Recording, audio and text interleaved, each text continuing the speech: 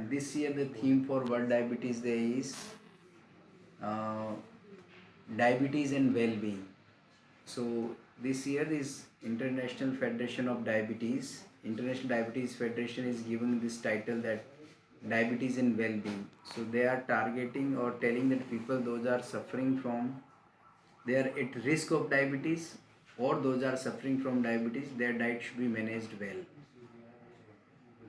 For example, those are having the family history of diabetes, they should be screened themselves for the diabetes so that they can early pick up the diabetes and so they can take the treatment in time.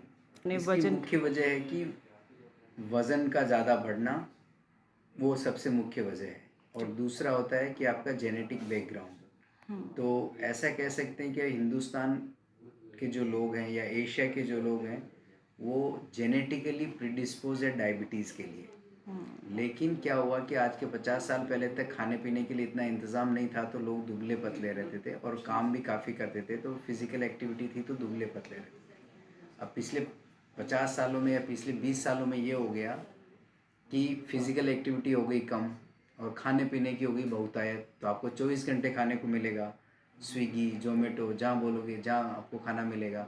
तो उसकी वजह से क्या हो गया, वज़न बढ़ गया। तो पहले हमारी एक ही प्रॉब्लम थी कि हम जेनेटिकली प्रीडिस्पोज थे डायबिटीज़ के लिए। अब हमारी दूसरी प्रॉब्लम भी हो गई कि हमें खाने के लिए भी काफ़ी है, तो इसकी वजह से आपका वज़न बढ़ रहा है। तो अब जेनेटिक्स भी आ गया और एनवायरनमेंट भी आ गया।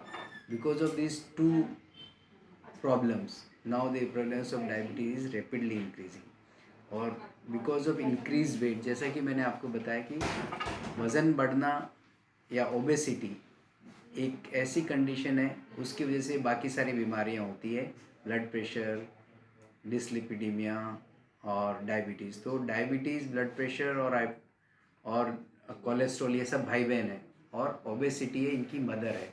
तो ओबेसिटी जिनको भी होता है उनको ये सारी बीमारियां होती है। तो इन सारी बीमारियों अगर आपको इलाज करना तो एक ही इलाज करना, वो इलाज करना है वज़न कम करना है जी। और आप अपने दर्शकों को बता सकते हैं कि वज़न कितना होना चाहिए। होता है हाइट इन सेंटीमीटर -100, तो वो जितना बचता है वो आपका उतना ही वज़न होना चाहिए जी। अगर किसी का वज़न इससे ज़्यादा है तो उनको अपना वज़न कम करना चाहिए ताकि इनसे होने वाली प्रॉब्लम से बच सके जी। सर, एक मेडिसिन की आप बात कर रहे हैं कि मार्केट में बहुत सारी दवाइयाँ आ रही है अभी रिसेंट पास 2-3 साल में, जो कि सिग्निफिकेंट अमाउंट ऑफ वेट कम कर सकती है।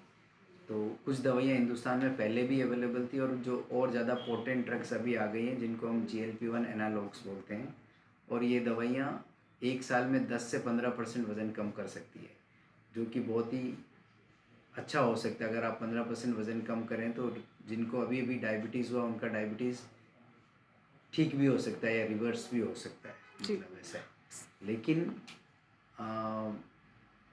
और भी आने वाली दवाइयाँ उससे 20 से 25% तक भी वज़न कम हो सकता है, जो अभी हिंदुस्तान में अवेलेबल नहीं है, बट जल्दी आने वाली है जी।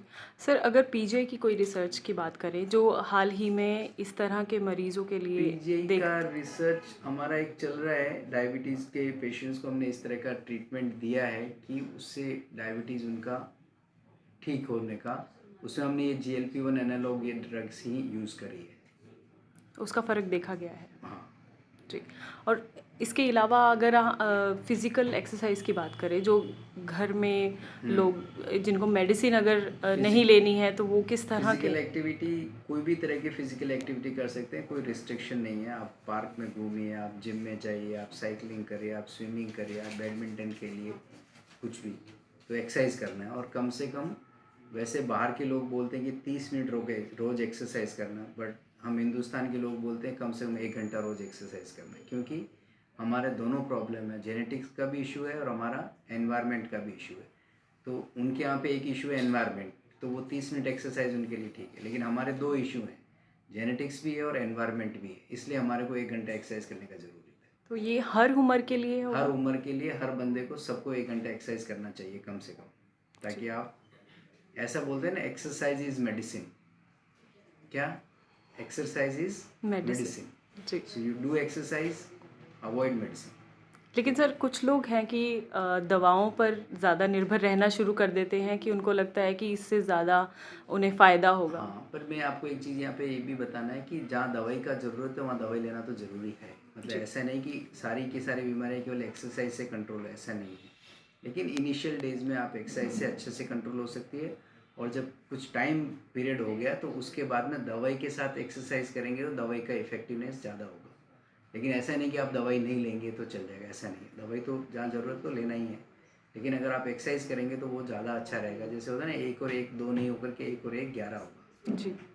महिलाओं और पुरुषों की बात करें तो डायबिटीज़ के हाल ही सालों में ज़्यादा। महिलाओं में देखा गया कि डायबिटीज़ थोड़ा ज़्यादा हो रहा है, ख़ास तौर से मिनोपॉज के टाइम पे, या जो महीना बंद हो जाता है उसके बाद डायबिटीज़ ज़्यादा होता है, क्योंकि आमतौर पे महिलाओं में उस उम्र के अंदर 5 से 10 किलो वज़न बढ़ जाता है।